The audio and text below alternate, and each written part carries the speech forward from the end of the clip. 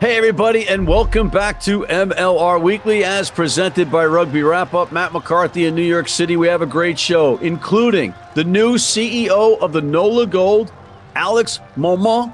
We also have John Fitzpatrick of Rugby Morning and Bryan Ray of America's Rugby News, plus a look back at the spectacular Grenada Sevens.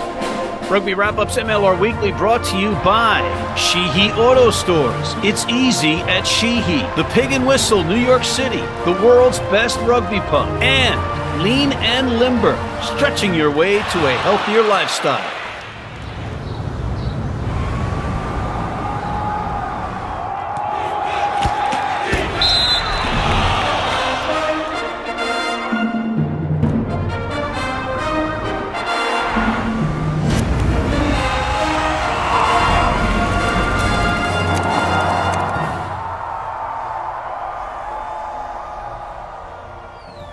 Grenada World Rugby Sevens. Welcome to Grenada.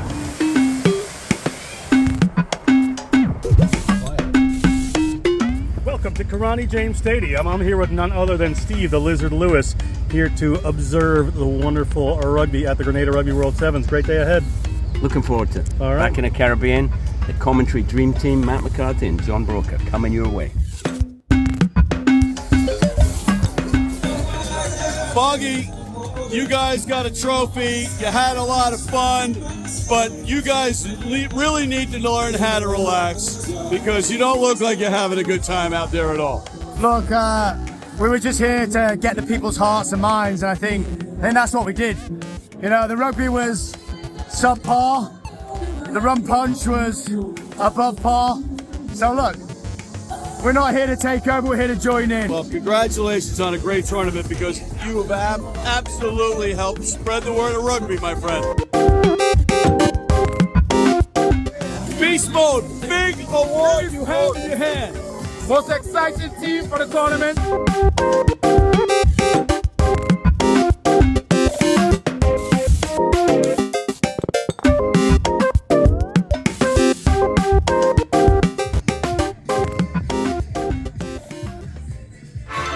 And from the beautiful beaches of Grenada, we go to the beautiful buildings of Washington, D.C., where John Fitzpatrick is located of Rugby Morning. He's back with his Rugby Morning's coffee break. John, how are you? Welcome. What do you got? You're not even going to mention the jacket guy? Come on. I didn't want to bring it up. It looks like you got it with a bowl of soup at a soup kitchen, or it's your kid's jacket. Next. Well, I got it right out of your closet. Hey, how about the College Rugby Association of America? They've announced an inaugural All-Americans East vs. West match. Matt, I bring it up because there's a Major League Rugby tie to all of this, okay? So the selection committee, which is going to be made up of CRA coaches and the U.S. men's national team, are going to select players for this game, but they're only going to come from CRA schools, and those players who are going to compete in this All-Star game, All-Americans game, if you will, have a chance to be selected for Anthem's Academy squad, which will be touring South Africa in summer of 2025. Matt, what do you make of all this?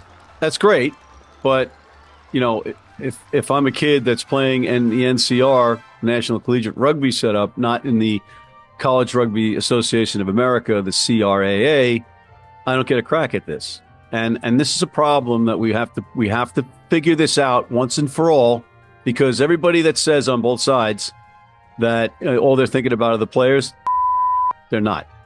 And this is something that's cool, but again, we're just going to exclude certain players.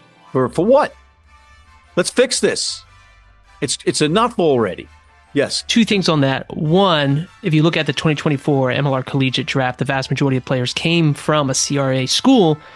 Two, this game, yes, while it's just for CRA players, that's not going to prevent any player from an NCR school to find their way to an MLR team. Mike Piazza was the last pick in the Major League Baseball draft, and it was only as a favor to Tommy Lasorda.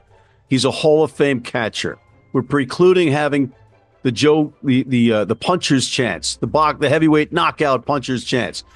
Kid, come on. They can include the kids that are the best kids in the NCR. I don't, you got my opinion on it. Next. Hey, Matt, I gotta, whoa, we buried the lead here. I gotta congratulate you.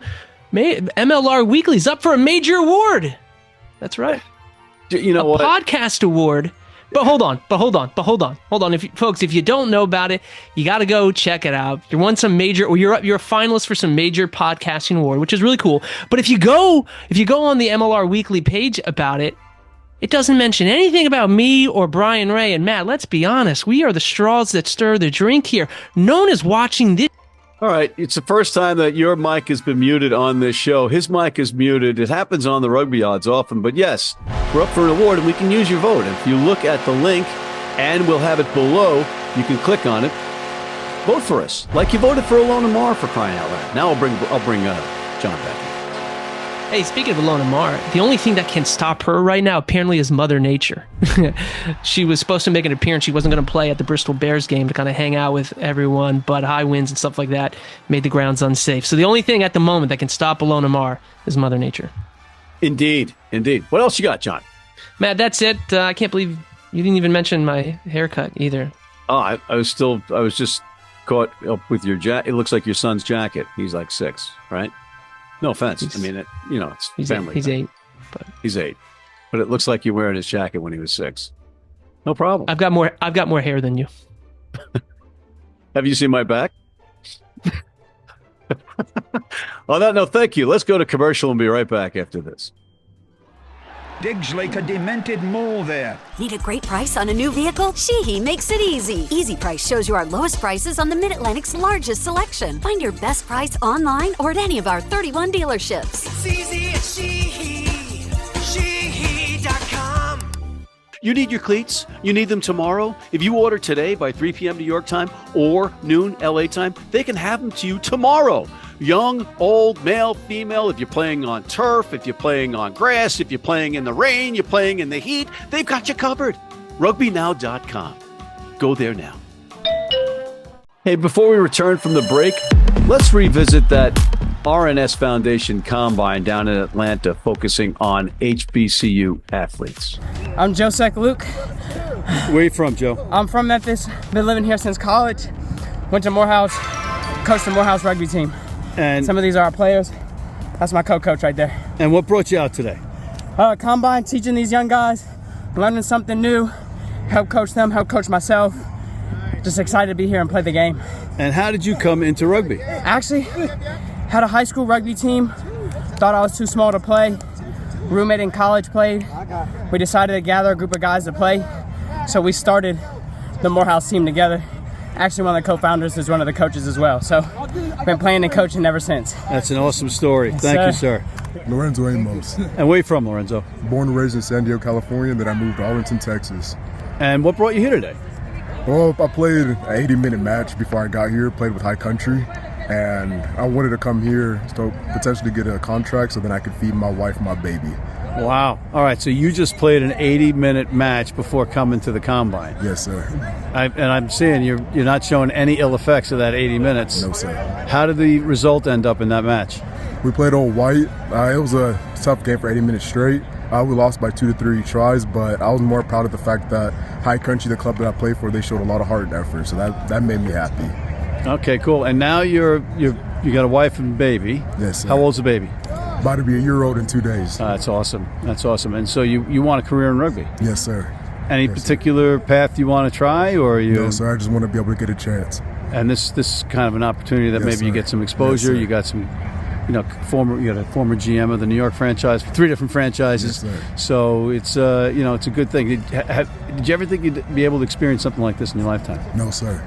No, sir. My good friend of mine from High Country, Andre, he sent me the platform that said that there's a combine, and I told him I'll play in the game, and as soon as I was done, I was heading straight here.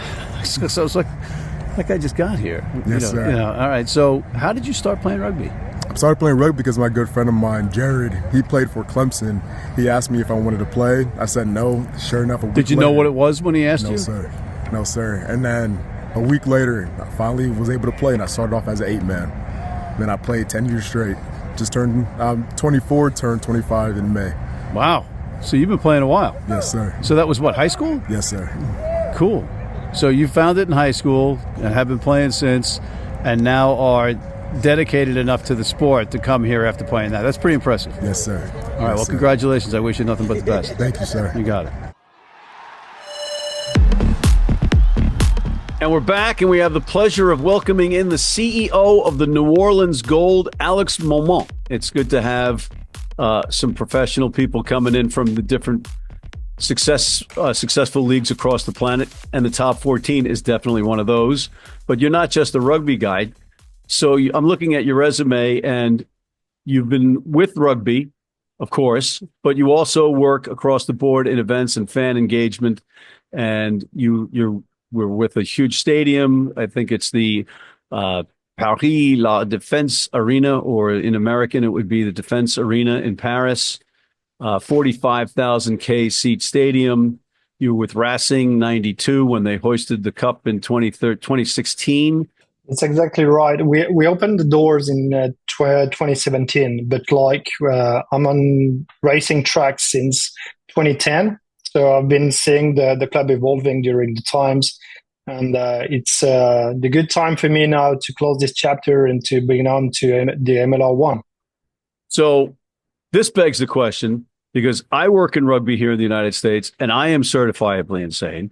I'm wondering if you're certifiably insane, leaving that rugby mad country that is your home of France to come here to try to make it work in America, and specifically in New Orleans. Yeah, you're right. This is going to be a good challenge, but I think we think with the board, with the employees, the club, the franchise, the players, the staff, that we can, with our vision to 2031 and the World Cup coming in 2031 for the men and 2033 for the women, that we can bring rugby to the next level, especially because of the values that this sport has, and that reflects a lot the NOLA spirit and even the American spirit also.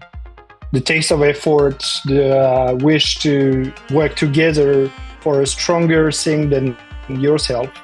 This is something to make it big again. So it's the challenge that you welcome, and you are aware of it. Yeah, I really know it because I was in the US in 2010.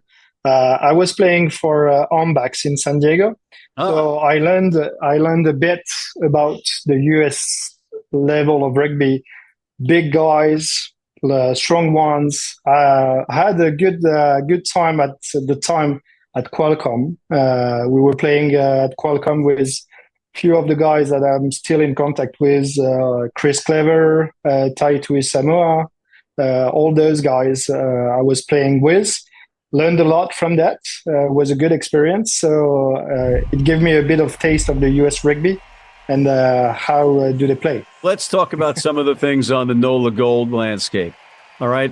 It's been a little bit problematic, the gold mine and on-air line, in the sense that it was a baseball stadium and it had been reconfigured a little bit, but now there's some funding from the local government coming in, and you're a guy that knows about managing and operating facilities. So is this a perfect synergy with you and that, and what's going on, and what can we expect?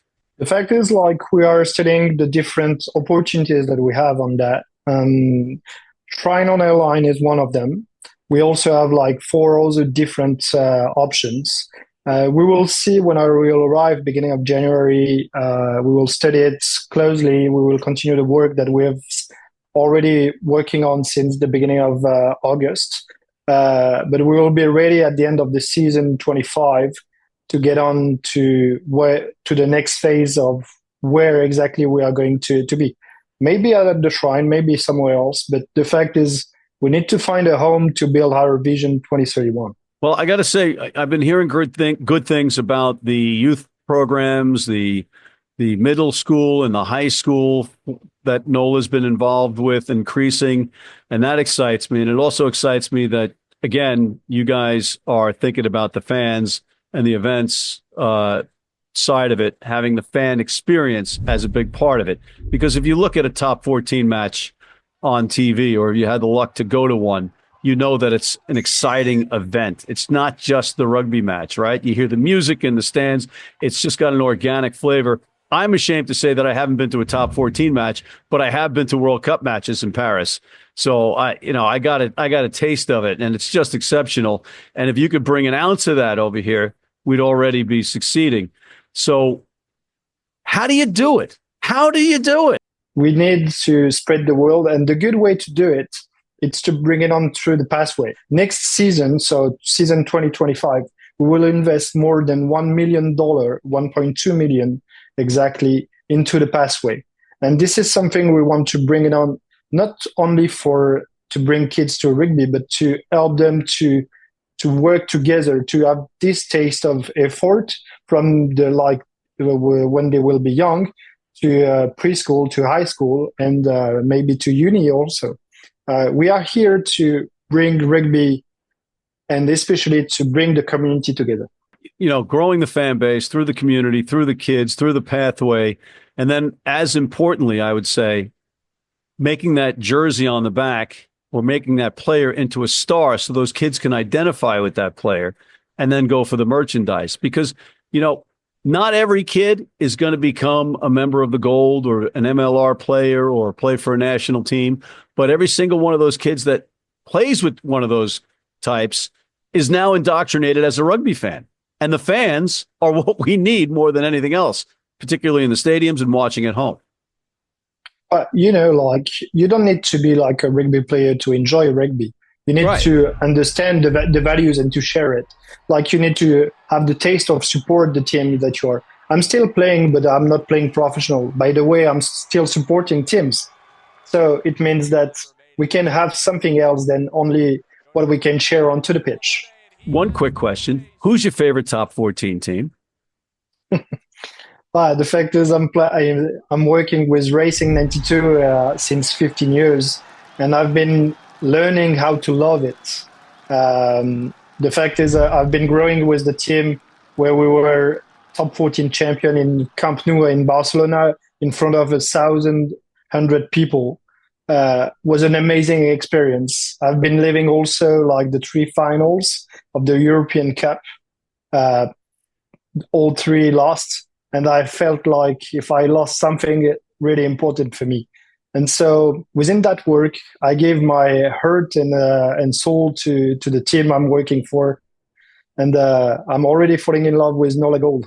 There's now a decidedly French flavor in the management and the executive offices of the NOLA Gold. But when will we see more Les Bleus coming over? When are we going to get Dupont? When are we going to get Dante? Jalibert? Jalibert's not wanted over there anymore. Bring him over here. How about Aldrin? Come on. We could put Dupont at scrum half, fly half, for God's sake. First, we are not here to bring all French people. We are here to bring something else. And especially we are here to develop the community. So if we can bring good experiences with those guys, we will do it, definitely. But the fact is, our main idea is to develop local and national rugby into the US. Because we could tell Dupont he can kick and return kicks for the Saints at the same time, man. Come on, work with me here. Work with me, babe. The fact is, if we have the opportunity, it will be something to look at, especially. Right. But first, we need to focus on our pathway and on our players. We've got a big season coming ahead with our new coach, Danny Lee, and with the general manager, Nico Godignon, and with all the staff. There's going to be a new season, new year, new project. We'll bring a lot of effort in that, and hopefully it will pay at the end. Well, I'm looking forward to it, and I want to thank you for your time, sir. Thank you very much, Matt, and see you soon, hopefully. Thank you, sir. We'll be right back after this. I wouldn't like to be at the bottom of that.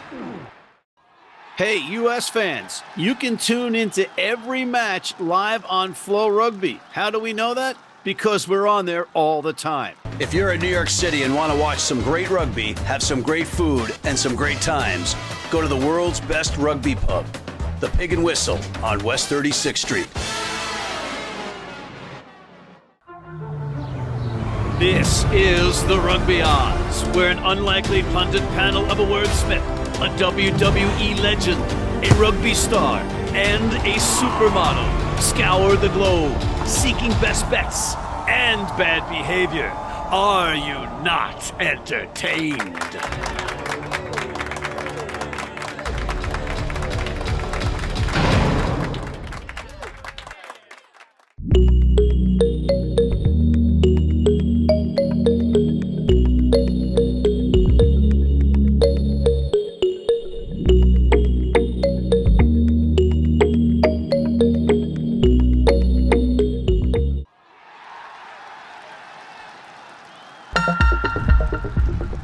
And we're back with Mr. Bryan Ray, who is downright giddy, and he's in his Canadian red. He's got the team behind him. He's in his hat. Bryan, what news? Why the happy face and the cap and all that?